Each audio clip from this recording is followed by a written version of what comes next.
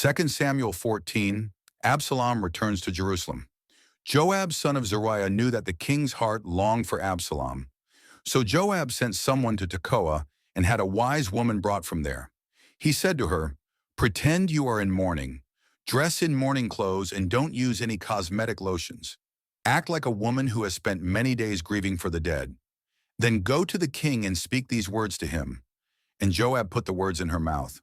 When the woman from Tekoa went to the king, she fell with her face to the ground to pay him honor. And she said, "Help me, your majesty."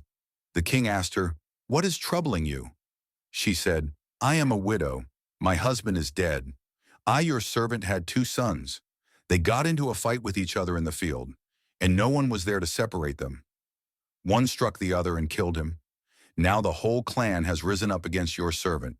They say, 'Hand over the one who struck his brother down, so that we may put him to death for the life of his brother whom he killed. Then we will get rid of the heir as well.' They would put out the only burning coal I have left, leaving my husband neither name nor descendant on the face of the earth." The king said to the woman, "Go home, and I will issue an order in your behalf."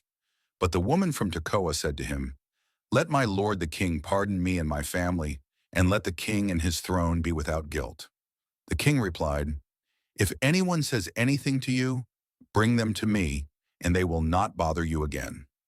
She said, "Then let the king invoke the Lord his God to prevent the avenger of blood from adding to the destruction, so that my son will not be destroyed. As surely as the Lord lives," he said, "not one hair of your son's head will fall to the ground." Then the woman said, "Let your servant speak a word to my lord the king." "Speak," he replied. The woman said, "Why then have you devised a thing like this against the people of God? When the king says this, does he not convict himself? For the king has not brought back his banished son. Like water spilled on the ground which cannot be recovered, so we must die.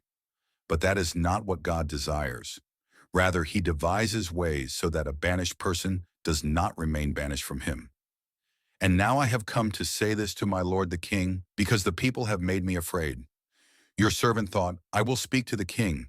Perhaps he will grant his servant's request. Please help support my channel at buymeacoffee.com/God's Word of Strength. Thank you very much.